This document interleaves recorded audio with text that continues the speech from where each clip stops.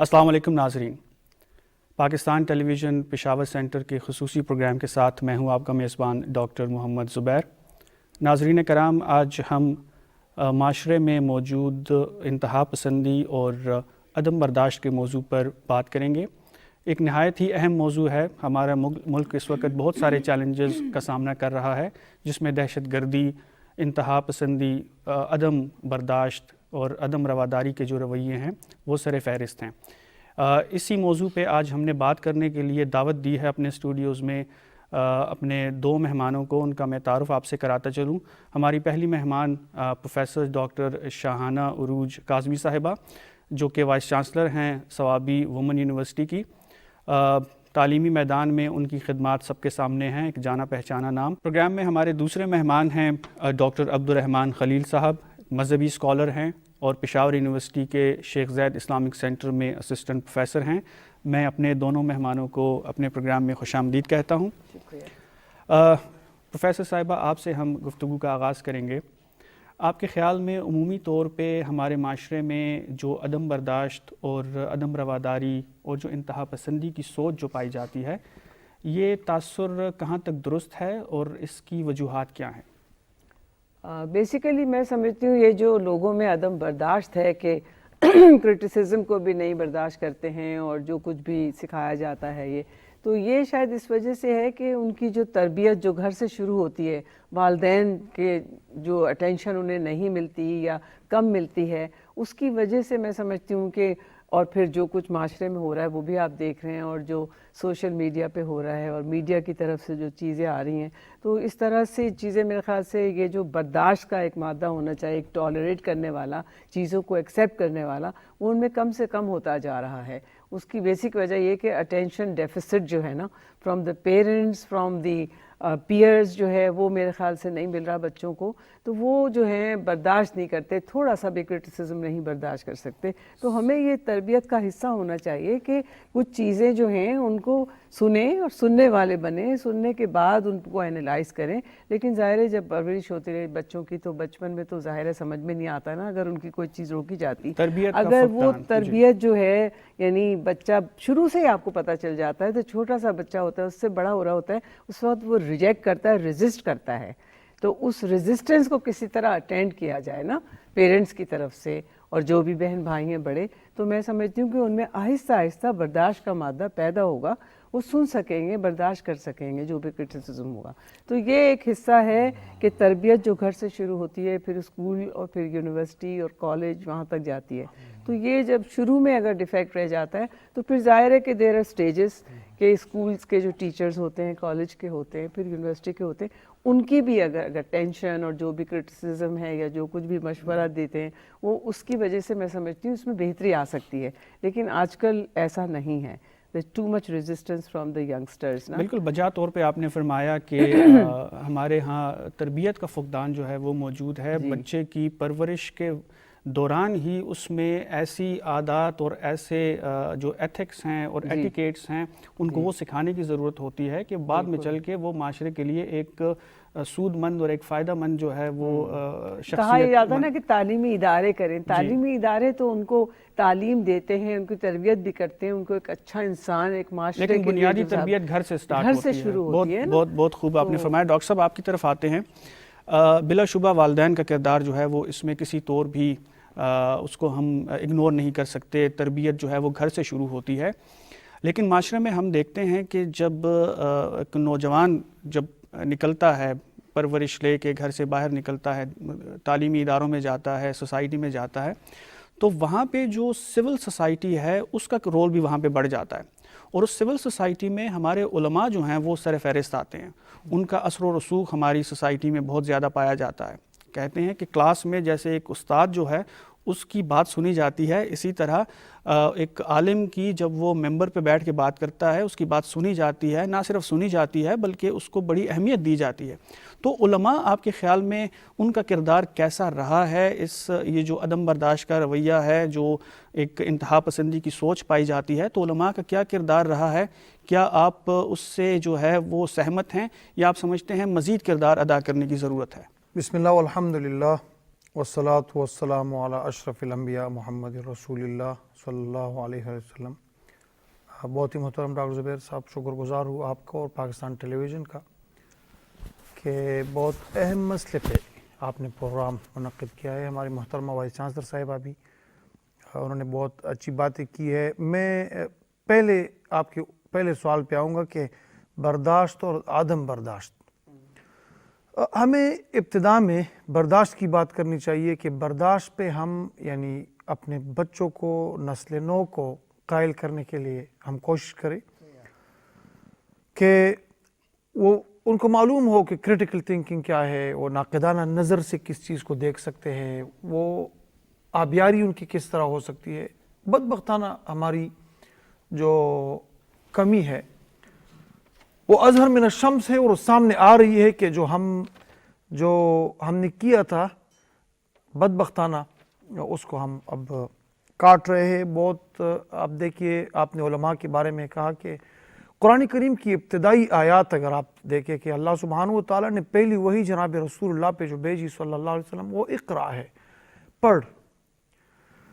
اب ایک اقرا میں اگر آپ اس پہ غور کریں گے اور اس پہ کتنی تفاسیر لکھی جا چکی ہے کہ پڑھنا کیا ہے اور ایجوکیشن کیا ہے۔ العلم قوت، ہمارا ایک سلوگن جو کہ مغرب نے العلم قوت نالج از پاور میں تبدیل کیا، اور ہماری آباء و اجداد کی وہ تاریخ، وہ تابندہ اور روشن تاریخ کے جس کو ہم دیکھ کے دنیا حیران ہے کہ ہمیں جو اسباق ملے ہیں، محمد الرسول اللہ صلی اللہ علیہ وسلم نے، ہمارے اکابرین نے جو اسباق دیے ہیں، اگر ہم اس پہ من و عن عمل کرتے تو ہمارا خوف امن میں، اور ہماری بیماری جو کہ بیماری آپ دیکھ رہے ہیں شفا میں، اور ہماری یہ مشکلات راحت میں تبدیل ہو سکتی ہے۔ ہم نے اس پہ فوکس نہیں کیا۔ ابھی بھی وقت ہے کہ ہم اپنی نسلوں کو بتائے کہ آپ کا جو اصل مشن ہے وہ کیا ہے۔ آپ نے دنیا کو اگر جوا ہو میری قوم کے جسور و غیور، قلندری میری کچھ کم سکندری سے نہیں، اور اگر جہاں میں میرا جوہر آشکارا ہوا، قلندری سے ہوا ہے تونگری سے نہیں۔ العلم قوت، یہ برداشت کا ایک زینہ ہے، معراج ہے، ایک استعارہ ہے برداشت کا کہ اقرا، پڑھ، مگر اپنے رب کے نام کے ساتھ۔ جو اپنے رب کے نام کے ساتھ پڑھتا ہے اس میں برداشت پیدا ہوتا ہے۔ وہ گالی کا اور گولی کا جواب کبھی گولی سے نہیں دیتا، بلکہ وہ بات پہ ایک تکلم کے ذریعے، مکالمے کے ذریعے وہ مناظرہ نہیں کرتا۔ اگر اس کو معلوم ہو کہ اللہ کی جو پہلی وحی ہے جو محمد عربی پہ نازل ہوئی ہے وہ اقرا ہے، تو وہ پھر مکالمے کی طرف آتا ہے، وہ ٹیبل ٹاک کی طرف آتا ہے، وہ گولی کی زبان میں اور گالی کی زبان میں کبھی بات نہیں کرتا۔ تو برداشت، ہمیں پہلے برداشت پہ غور کرنا ہوگا کہ ہم نے برداشت کے لیے نسل نو میں ہماری یونیورسٹیز کا یہ کام ہے۔ ہمارے علم کی، تعلیم کی آپ نے بات کی، اور اس کی جو اہمیت ہے اسلام میں، ہمارے مذہب میں، وہ ایک مسلمہ حقیقت ہے۔ میڈم، ہم جب تعلیم کی اور تعلیمی اداروں کی بات کرتے ہیں خاص طور پہ، تو ظاہر ہے ایک بچہ جس کی آپ نے کہا کہ پرورش گھر پہ ہوتی ہے، تربیت گھر سے سٹارٹ ہوتی ہے، لیکن تعلیمی اداروں میں اور خاص طور پہ جو ہمارے اعلیٰ تعلیمی ادارے ہیں، کالجز ہیں، یونیورسٹیز ہیں، وہاں پہ ایک نوجوان نسل جو ہے وہ آتی ہے۔ وہاں پہ ایک استاد کا کردار آپ کس نظر سے دیکھتی ہیں؟ تاریخی طور سے کیا کردار ادا کیا ہے ہمارے تعلیمی اداروں نے، اور مزید جو ہے اس میں آپ کیا بہتری کی گنجائش آپ کو نظر آتی ہے؟ دیکھیں، میں تو اس کو یہاں سے دیکھتی ہوں کہ یعنی گھر کی تربیت کے ساتھ تو لوگ آتے ہیں، وہاں ٹینشن نہیں ملتی ان کو۔ اب آپ دیکھیں اس قدر قوت برداشت کم ہوتی جا رہی ہے، ٹیررزم کی بھی باتیں سنتے ہیں، اسکول کے بچے جو ہیں وہ گن لے کے آ رہے ہیں، اور اس طرح سے جو ہے ہم بات شہید ہو رہے ہیں لوگ۔ تو یہ سب چیزیں کیسے آتی ہیں؟ اگر آپ اگنور کریں گے، بچوں کو توجہ نہیں ملے گی، کیا وہ گھر میں نہ ملے یا یونیورسٹی میں یا کالج میں نہ ملے، تو پھر وہ اس کا ایک دماغ جو ہے وہ اس پہ کام کرتا ہے کہ نہیں مل رہی ہے، تو وہ ایک سائیکک کیس بھی بن جاتا ہے نا، تو اس کی وجہ سے وہ اس طرح کی چیزیں سوچنے لگتا ہے۔ تو یہ بڑا ضروری ہے، میں نے پہلے بھی جیسے کہا کہ والدین کو توجہ دینی چاہیے کہ آپ کا بچہ جو بڑا ہو رہا ہے، 10 سال کا، 12 سال کا ہو گیا، کس قسم کے بچوں سے مل رہا ہے، کیا باتیں کر رہا ہے، کیا وہ ڈنر ٹیبل کے اوپر، لنچ ٹیبل کے اوپر جب یہ سب فیملی ساتھ بیٹھتی ہے اس وقت جو باتیں کرتا ہے، تو آپ اس کو اسٹڈی کریں کہ کس قسم کے خیالات کی وہ باتیں کر رہا ہے، کس قسم کا لٹریچر پڑھ رہا ہے، وہ کس قسم کے اخبارات پڑھ رہا ہے، کون سے وہ سوشل میڈیا کے ویب سائٹس پہ جا کے کیا سیکھ رہا ہے، یہ ساری چیزوں پہ نظر رکھنے کی ضرورت ہے۔ پھر جب یہ یونیورسٹی میں آ جاتا ہے تو ظاہر ہے یونیورسٹی میں تو ہزاروں اسٹوڈنٹس ہوتے ہیں، لیکن یہ کہ استاد کی یہ ذمہ داری ہے کہ وہ توجہ دے اپنے اسٹوڈنٹس کو، ان کی جو بھی نیڈز ہیں ان کو اٹینڈ کرے۔ لیکن ایک جو بڑا مسئلہ ہے تعلیمی اداروں میں، جو میں یہ دیکھتی ہوں کہ کچھ پرائیویٹ اسکولس کے اندر یہ سسٹم موجود ہے کہ وہاں پہ کاؤنسلرز ہوتے ہیں، وہ کاؤنسلرز کا جو رول ہے وہ بڑا اہم ہے، لیکن افسوس کے ساتھ کہنا پڑتا ہے کہ پاکستان میں یونیورسٹیز کے اندر گائیڈنس اینڈ کاؤنسلنگ سینٹرز نہیں ہیں۔ اسٹوڈنٹس کو ایڈمیشن دے دیا جاتا ہے، اس کے بعد انہیں پتہ چلتا ہے کہ ہیلتھ انفارمیٹکس تو بڑا بورنگ ہے، میں اس میں نہیں جانا چاہتی یا نہیں جانا چاہتا۔ تو دیکھیں نا، یہ تو بات ہے نا کہ جو ان کا ایپٹیٹیوڈ ہے، جو ان کی خواہش ہے، جس میں وہ واقعی میں اچھے ہیں، اس میں اجازت۔ تو اب یہ دیکھیں، میں جیسے آپ سے پہلے کہہ رہی تھی کہ ہر والدین جو ہیں وہ سمجھتے ہیں کہ بیٹی پیدا ہوئی ہے تو اس کو ڈاکٹر بنا دیجئے، اور اگر بیٹا پیدا ہوا ہے تو اس کو انجینئر بنا دیجئے۔ اس بچے سے یہ پوچھتے نہیں کہ اس کا ایپٹیٹیوڈ کیا ہے، وہ انجینئر بننا چاہتا ہے، وہ ڈاکٹر بننا چاہتی ہے، نہیں بننا چاہتی ہے۔ تو یہ تو ایک بات ہے کہ پیرنٹس کو دیکھنا چاہیے کہ ہمارے بچے کا ایپٹیٹیوڈ کس طرف ہے، وہیں سے سائیکولوجیکل ایشوز بننا جو شروع ہے ہو جاتے پھر ہیں۔ جب وہ فورس کرنا شروع کر دیتے کہ آپ کو ڈاکٹر بننا ہے، آپ کو ڈاکٹر بننا ہے، اس میں کیپیسٹی نہیں ہے، اس کا انٹرسٹ نہیں ہے، اس کا ایپٹیٹیوڈ نہیں ہے ڈاکٹر بننے کا، تو آپ کیسے فورس کریں؟ تعلیمی اداروں کا بہت بڑا کردار ہے، استاد کا بہت بڑا کردار ہے، والدین کا بہت بڑا کردار ہے۔ ڈاکٹر صاحب، اگر ہم بات کریں نصاب کی، تو نصاب دو طرح کا جو ہے، مین اسٹریم جو ہمارا نصاب ہے دو طرح کا ہے، ایک اسکول کا نصاب ہے اور دوسری طرف مدارس کا نصاب ہے۔ خاص طور پہ مدارس کے نصاب میں آپ کیا سمجھتے ہیں کتنی گنجائش اس وقت موجود ہے تبدیلی کی؟ کب سے جو ہے اس کو اپڈیٹ نہیں کیا گیا اور کیا اس کو اپڈیٹ کرنے کی ضرورت ہے؟ کیونکہ علماء کا کردار ماشاءاللہ بڑا وائبرنٹ کردار ہے۔ پیغام پاکستان کے بھی ہم پروگرام سے پہلے بات کر رہے تھے، علماء کا ایک بہت بڑا رول جو ہے انہوں نے اپنا کردار ادا کیا ہے، ایک فتویٰ جو ہے وہ جاری کیا ہے۔ تمام مسالک کے جو علماء کرام ہیں پاکستان کے، مفتیان کرام ہیں، انہوں نے اسلامی ریاست پاکستان کے خلاف جو ہے وہ کسی قسم کا اسلحہ اور اس طرح کی جو جتنی بھی خرابیاں ہیں ان کو انہوں نے بڑی منوعن کے ساتھ جو ہے اس کا ذکر کیا ہے اور اس کو کنڈیم کیا ہے۔ مدارس کے نظام کی اگر ہم بات کریں تو آپ کیا سمجھتے ہیں کہ یہ کب سے اپڈیٹ نہیں ہوا اور اس میں کیا چینجز لانے کی ضرورت ہے؟ جو دور حاضر کے جو عصر حاضر کے جو علوم ہیں، کمپیوٹر سائنس سے لے کے شیخ زاید اسلامک سینٹر میں باقاعدہ کمپیوٹر سائنس کی تعلیم دی جاتی ہے، آپ کیا سمجھتے ہیں جو ہمارے جو ٹریڈیشنل مدارس ہیں وہاں پہ کس حد تک ضرورت ہے اس تبدیلی کی؟ زبیر صاحب، بہت اہم سوال ہے۔ نصاب میں تبدیلی ناگزیر ہے دونوں طرف سے۔ میں اپنی ایک طالب علمانہ رائے میری یہ ہے کہ میں عصری علوم کو اور مدرسے کے علوم کو میں ایک ہونا چاہیے، یعنی تعلیمات قرآنی ہمارے یونیورسٹیز کا حصہ بھی ہونا چاہیے۔ ہم اسلامی جمہوریہ پاکستان ہے، ہماری بنیاد میں لا الہ الا اللہ محمد رسول اللہ ہے۔ علامہ میر ابراہیم سیالکوٹی رحمۃ اللہ علیہ وہ پہلا شخص تھا جس نے کہا کہ ہم ہندوستان سے آزادی کا ہمارا بنیادی مقصد یہ ہے کہ ہماری روایات مختلف ہے، ہماری تہذیب مختلف ہے، ہم ان کے ساتھ چل نہیں سکتے، دین مختلف ہے، تو ہمارا کیا ہوگا کہ پاکستان کا مطلب کیا؟ لا الہ الا اللہ محمد رسول اللہ ہوگا۔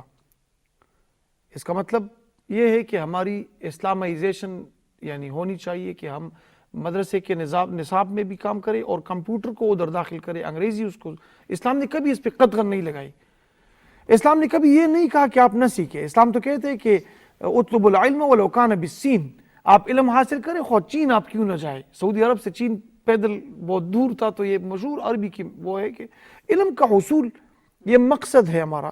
گزارش میں نے کی کہ پہلی وہی ہماری علم پہ ہے کہ اقرا، اور حکمت اور تدبر اور دانائی کو مومن کی ایک میراث قرار دیا گیا۔ رسول اللہ فرماتے ہیں آپ کو جہاں سے ملے صلی اللہ علیہ وسلم وہ آپ اس کو یعنی لے لے اور اس پہ آپ عمل پیرا ہو۔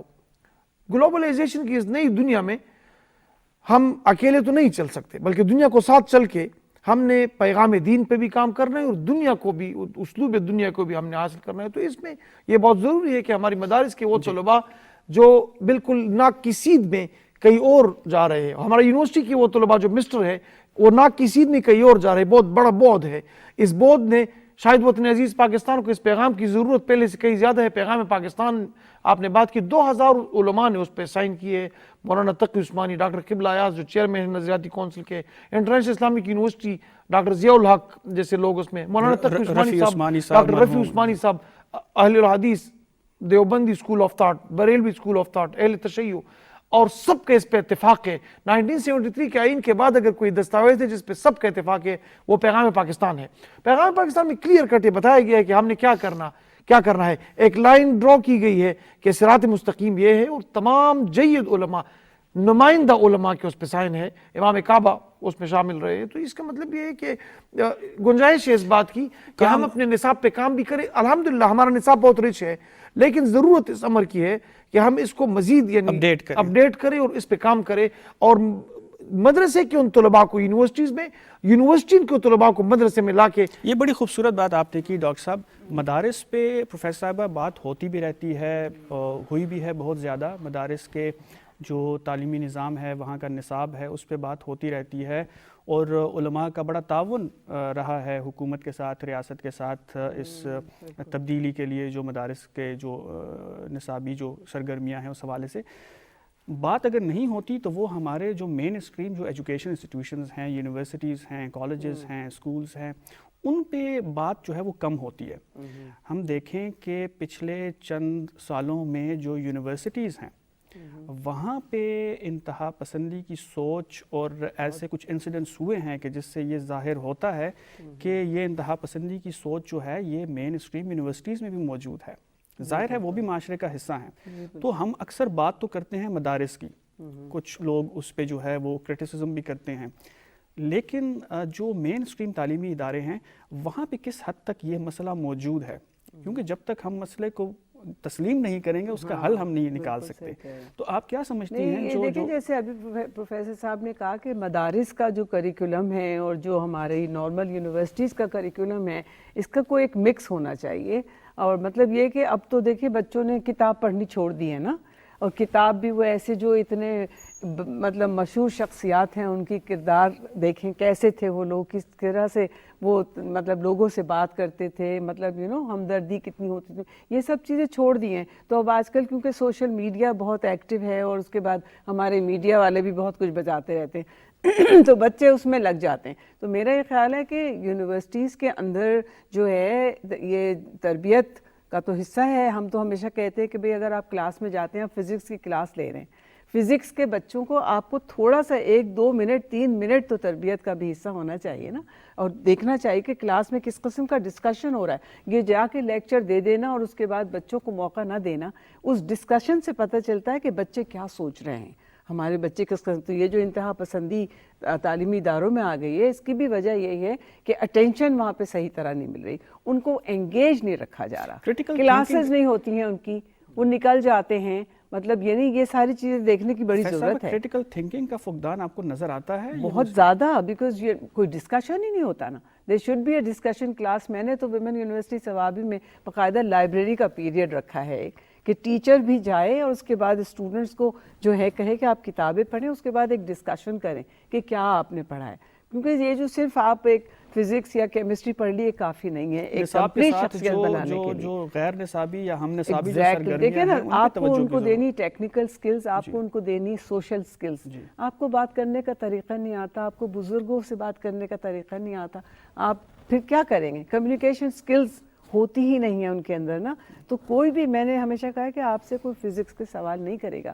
آپ محفل میں بیٹھے ہوئے ہوں گے تو آپ سے فزکس کے سوال نہیں ہوں گے, آپ کو تو بات چیت کرنی ہوگی, وہ طریقہ نہیں آتا. تو یہ جو آئسولیٹڈ ٹیچنگ ہے نا کہ فزکس والے صرف فزکس اگر بات ہو رہی ہوگی تو بولیں گے ورنہ خاموش ہیں, دیٹس ناٹ رائٹ. ایک اوور آل پرسنالٹی ہم بنانا چاہتے ہیں نا کہ وہ پارٹیسپیٹ کر سکیں چیزوں میں. تو یہ چیز ہمارے یونیورسٹیز میں مسنگ ہے. یہ میرے خیال سے اس پہ سوچنے کی ضرورت ہے. ڈاکٹر صاحب آپ کی طرف آؤں گا میں. جو انتہا پسندی کی سوچ ہے, جو عدم برداشت کا کلچر ہے بدقسمتی سے یہاں پہ موجود ہے ہماری سوسائٹی میں, اسے انکار نہیں کر سکتے. اور اس کا مظہر جو ہے وہ یہ آئے دن جو دہشت گردی کے واقعات ہیں, جو بم دھماکے ہیں, وہ اس کی صورت بھی اختیار کرتے ہیں اکثر اوقات. کتنا آپ پر امید ہیں کہ جو ہمارے جو مدارس ہیں یا علماء ہیں جو وہ کردار ادا کر رہے ہیں، یا جو ہمارے مین اسٹریم ایجوکیشن انسٹیٹیوشنز ہیں اور جو ہمارے اساتذہ کرام ہیں وہ جو کردار ادا کر رہے ہیں، ہماری تعلیم اور تعلیمی نصاب بذات خود، اس سے آپ کتنا ہوپ فل ہیں، کتنا پر امید ہیں کہ یہ جو عدم برداشت کا کلچر ہے، یہ جو انتہا پسندی کی سوچ ہے، اس پہ ہم قابو پا سکیں گے؟ زبیر صاحب کہتے ہیں کہ دل نا امید تو نہیں، ناکام ہی تو ہے، لمبی ہے غم کی شام مگر شام ہی تو ہے۔ میں نا امید نہیں ہوں۔ اللہ سبحانہ وتعالیٰ فرماتے ہیں لا تقنطوا من رحمت اللہ۔ میں بہت پر امید ہوں اس بات پہ بھی کہ وطن عزیز پاکستان انشاءاللہ قیامت کی صبح تک قائم و دائم رہے گا۔ اس کے ساتھ محمد الرسول اللہ کا نام نامی ہے اور ایک دنیا ہمیں دیکھتی ہے۔ امام کعبہ سے میری ملاقات ہوئی، آپ یقین جانیے کہ اس کی آنکھوں میں ایک چمک تھی، مجھے دیکھ کے اس نے کہا کہ پاکستانی ہے، تو اس نے کہا پاکستان پہ ہمیں فخر ہے، ہمیں آپ پہ ناز ہے، ہمیں آپ کی عسکری قیادت پہ، عسکری ونگ پہ، آپ کے اساتذہ پہ، آپ کی جامعات پہ، آپ کے لوگوں پہ ہمیں ناز ہے، وہ دنیا ہمیں دیکھ رہی ہے۔ انشاءاللہ یہ ہم نا امید نہیں ہے۔ دنیا میں جہاں بھی چینج آیا ہے، آپ معلوم تاریخ کے مطابق، آپ پولیٹیکل سائنٹسٹ ہے، آپ دیکھیں استاد اور شاگرد لے کے آئے ہیں انقلاب۔ اگر ہم استاد پیدا کریں، افسوس یہ ہے کہ ہم نے اساتذہ کی بھی تربیت کرنی ہے۔ ایک استاد 30 سال سروس کے بعد جب ریٹائر ہوتا ہے، گورنمنٹ آف پاکستان اس کو 1 1.5 کروڑ روپے پینشن کے بد میں دیتی ہے۔ اسے پوچھنا چاہیے کہ آپ ریٹائر تو ہو چکے ہیں پروفیسر صاحب، آپ ڈاکٹر بھی ہے، پی ایچ ڈی بھی آپ نے کی ہے، بہت سے لوگ آپ کو ڈاکٹر صاحب کہتے تھے، پاکستان کو آپ نے کتنے شاگرد آپ نے کتنے دیے ہیں؟ اگر وہ بتا سکے کہ میرے یہ شاگرد ہے، میرے یہ شاگرد ہے، میرے یہ شاگرد ہے، تو وہ کامیاب ہے۔ اگر اس نے شاگرد پیدا نہیں کیے، اس کا مطلب ہے کوئی اور کام کے لیے منتخب ہوا تھا، بامر مجبوری استاد بنا ہے۔ دنیا بامر مجبوری استاد کو نہیں مانتی۔ آپ کی نظر ہے دنیا پہ، دنیا میں قابل ترین بندہ ان کے اساتذہ ہے۔ ایک زمانہ تھا ہم نے ابن الحیثم جیسے لوگ پیدا کیے، ابن نفیس میرے اساتذہ نے پیدا کیے، ابن بیتار اور خوارزمی جیسے لوگ، الکندی جیسے لوگ ہم نے پیدا کیے۔ ایک زمانہ یہ ہے، دنیا ہمیں دیکھ کے میں بات شاید نہ کر سکوں کہ العلم قوت ان کی طرف ہم نے آنا ہے، ہم نے اساتذہ کی بھی اور شاگردوں کی بھی ٹریننگ کرنی ہے۔ اگر استاد اور شاگرد ایک پیج پہ آ جائے، میں آپ کو یقین سے اور پورے وثوق سے کہہ سکتا ہوں انشاءاللہ وطن عزیز کی یہ جو صورتحال ہے یکسر تبدیل ہو جائے گی۔ پھر لیڈرز بھی پیدا ہوں گے، پھر رہبر بھی پیدا ہوں گے، پھر انشاءاللہ بم نہیں پٹیں گے، اور انشاءاللہ پھر مکالمے کی صورت پیدا ہوگی، پھر ڈائیلاگ پیدا ہوگا۔ ہم نے مناظرہ کی صورت پیدا کی ہے۔ اچھا ڈاکٹر صاحب، ایک تاثر جو پایا جاتا ہے، گو کہ یہ جو عدم برداشت اور انتہا پسندی کی سوچ جو ہے یہ پورے وطن عزیز میں موجود ہے اس وقت، لیکن ایک تاثر یہ پایا جاتا ہے کہ خیبر پختونخوا یا جو یہ پختون جو بیلٹ ہے پاکستان افغانستان جو بارڈر لینڈ ہے، وہاں پہ شاید یہ زیادہ ہے یہ کلچر عدم برداشت کا اور انتہا پسندی کا۔ تاثر ہے، صحیح غلط وہ میں نہیں کہہ رہا، ایک تاثر پایا جاتا ہے۔ کیا آپ اس سے اتفاق کرتے ہیں کہ اس ریجن میں خاص طور پہ یہ کلچر عدم برداشت کا زیادہ ہے؟ اور اگر آپ اس سے اتفاق کرتے ہیں تو کیا وجہ اس کی ہو سکتی ہے کہ باقی ملک کی نسبت جو ہے یہاں کے لوگ جو ہیں ان میں ایک یہ جو عدم برداشت اور غصے کا جو ایک سوچ ہے یہ پائی جاتی ہے؟ زبیر صاحب میں اتفاق تو اس سے نہیں کروں گا۔ ہم چونکہ بالکل میدان میں ہیں، اور آپ کے پی میں دیکھیں کوئی ایسا گھر نہیں ہوگا جہاں پہ جنازے نہ اٹھے ہو، اور بہت تکلیف دہ صورتحال ہے، منظر بہت یعنی خون آلود ہے، تاثر بن جاتا ہے، اور یعنی عامت الناس کی جو رائے ہے وہ ریئیکشنری ہو جاتے ہیں کہ یہ کیا ہو رہا ہے۔ انشاءاللہ میں پھر بھی یہ غلط تاثر ہے، تاثر ٹھیک نہیں ہے۔ ہم بہت یعنی عدم تشدد کے لوگ ہیں، ہم نے ہمیشہ برداشت کا مظاہرہ کیا ہے، لیکن کچھ صورتحال پیدا ہوتی ہے اور کچھ اغیار کی سازشیں اور اپنوں کی بے وفائی اس میں اغیار کی سازش کا ڈاکٹر صاحب نے ذکر کیا پروفیسر صاحبہ، جو بین الاقوامی حالات جو رہے ہیں اس خطے میں، خاص طور پہ افغانستان کی صورتحال گزشتہ 40-50 سال سے جو رہی ہے مسلسل ایک جنگ، کیا اس کے بھی اثرات ہیں؟ یہ جو ہمارے معاشرے میں ہم یہ کلچر دیکھتے ہیں انتہا پسندی کا، کیا آپ سمجھتی ہیں کہ یہ اس کا بھی ایک اثر ہو سکتا ہے، ایک ریئیکشن ہو سکتا ہے سوسائٹی میں؟ یقیناً جو ہمارے بچے بڑے ہوئے ہیں اس پورے دور میں، پچھلے کتنے سالوں کی صدیوں کی یہ سارے جو جنگ چلی ہے اور جس طرح سے لوگ مارے گئے ہیں سارے، تو بچے تو دیکھتے ہوئے آئے ہیں نا۔ تو یہ جو عدم برداشت کی چیز ہے، جیسے اتنی مایوسی ہے معاشرے کے اندر اس وقت کے بچے جو ہیں سوچنے لگتے ہیں کہ مطلب ہم کیا کریں گے، اس طرح سے آرام سے ختم ہو جاتے ہیں لوگ، سارے گھر جو ہیں تباہ ہو جاتے ہیں۔ تو اس سے تو میرے خیال سے غصہ تھوڑا سا، ویسے بھی کہتے ہیں کہ پشتون یا پٹھانوں میں غصہ ذرا زیادہ ہوتا ہے، مگر میرے خیال سے کہ جب زیادتی بہت بڑھ جاتی ہے نا، کسی قسم کی زیادتی آپ بہت بڑھائیں گے تو غصہ ریئیکشن تو آتا ہے، اور ریئیکشن تو پرسنالٹی ٹو پرسنالٹی ویری بھی کرتا ہے. کچھ لوگ ہیں بہت کول دماغ کے ہوتے ہیں نا، بہت ہی خاموش، کے وہ غصے کو یا تکلیف کو یا ان کے ساتھ ظلم ہو رہا ہے اس کو وہ ایسے مسکرا کے برداشت کر لیتے ہیں، لیکن کچھ لوگ جو ہیں بہت ریئیکٹ کرتے ہیں. تو اس کا اثر تو آ رہا ہے، مطلب یہ کہ ہمارے جو جوان لوگ ہیں اس وقت ان میں اس طرح کی چیزیں ہیں کہ برداشت. صاحب انٹروسپیکشن کی کتنی ضرورت ہے ہمیں؟ ہم بلیم کرنا تو بڑا آسان ہوتا ہے کہ اغیار نے کر دیا یا کوئی پالیسیز ایسی رہیں گزشتہ ادوار میں کہ اس کی وجہ سے. یہ تو دیکھیں نا، یہ سیلف انالیسس جو ہم کہتے ہیں نا، ہر ایک کو اپنی سیلف انالیسس کرنی چاہیے، نیشنز کو بھی کرنی چاہیے کہ کیا حالات ہم نے رکھے ہیں، کیوں لوگ ایسا سوچتے ہیں، کیوں ایسا ہو رہا ہے. جیسے میں نے کہا کہ اب اس وقت دیکھیں کوئی بھی دہشت گردی کا واقعہ ہوتا ہے، اس کی ایک ایک ڈیٹیلز جو ہیں آپ کو ٹی وی پہ ملتی ہیں اور بچے دیکھ رہے ہوتے ہیں کہ کس طرح سے دہشت گرد نے کام کیا. یہ ساری چیزیں جو بتا رہے ہیں، تو جو لوگوں کے ساتھ زیادتی ہوتی ہے تو وہ سوچتے ہیں ہم کیوں نہیں کر سکتے یہ. اور پڑھے لکھے لوگ کر رہے ہیں، انجینئرز، بڑے بڑے انجینئر بچے جو ہیں ہمارے این ای ڈی کے پڑھے ہوئے بچوں نے جس قسم کی دہشت گردی کے کام کیے، بڑا افسوس ہوتا ہے. لیکن وہی ہے کہ یہ کوئی تعلیمی اداروں کی وجہ سے ایسے نہیں، میرے خیال سے معاشرے میں جو اس قدر مایوسی ہے، اس قدر ظلم ہے، اس کی وجہ سے یہ ریئیکشن ان کا آ رہا ہے کہ پورے خاندان ان کے تباہ ہو گئے ہیں. مطلب پوری اسٹوریز ہیں اس کے پیچھے. اچھا ڈاکٹر صاحب، پروفیسر صاحبہ نے میڈیا کی طرف جو ہے وہ اشارہ کیا کہ اگر کوئی واقعہ ہو جاتا ہے دہشت گردی کا تو اس کو بڑا بڑھا چڑھا کے جو ہے ہمارا میڈیا اور خاص طور پہ پرائیویٹ میڈیا جو ہے وہ اس کو ریٹنگ کے لیے اور وہ بار بار وہ امیجز دکھانا اور ایک تو اس سے ظاہر ہے لوگوں میں ایک غصہ جو ہے وہ پایا جاتا ہے، جس کی وجہ سے ایک ریئیکشنری سوچ جو ہے وہ ابھرتی ہے. آپ مین میڈیا بھی اور خاص طور پہ جو سوشل میڈیا ہے کہ جس پہ چیک کوئی نہیں ہے، اس کا کیا کردار آپ دیکھتے ہیں اس انتہا پسندی کی سوچ کو فروغ دینے میں، اور کیا اقدامات ضروری ہیں حکومت کی طرف سے خاص طور پہ جو سوشل میڈیا ہے اس کو کنٹرول کرنے کے لیے؟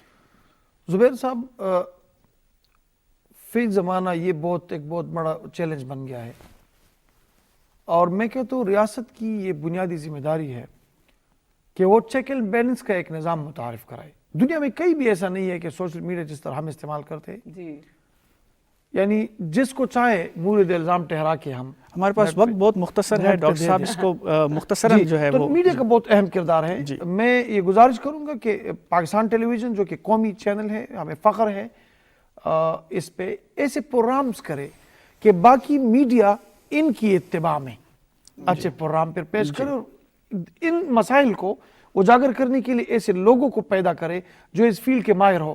ہر کوئی اگر آ کے بات کرے اور وہ میدان کا آدمی نہیں ہو تو یہ پھر سینہ بسینہ روایت منتقل ہو کے ہماری مشکلات میں اور اضافہ کرتی ہے.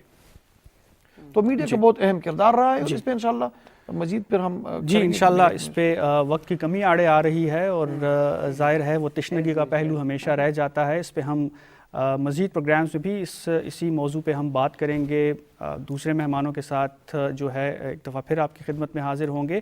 آج کے پروگرام کو اگر ہم کنکلوڈ کرنا چاہیں تو اس میں وہ ایک بات جو ہم نے ڈسکس کہی کہ دوسروں کو دوش دینے سے بہتر ہے کہ انٹروسپیکشن کی جائے، اپنا سیلف انالیسس کیا جائے اور خرابی کو تسلیم کیا جائے. جب تک ہم مرض کو تسلیم نہیں کریں گے ہم اس مرض سے چھٹکارا حاصل نہیں کر سکتے. انتہا پسندی، عدم برداشت ہمارے معاشرے میں موجود ہے، اسے ہمیں کھلے دل کے ساتھ تسلیم کرنا چاہیے، تبھی ہم آگے بڑھ کے اس سے نجات حاصل کر سکتے ہیں. اپنا خیال رکھیے گا، بہت بہت شکریہ، اللہ حافظ.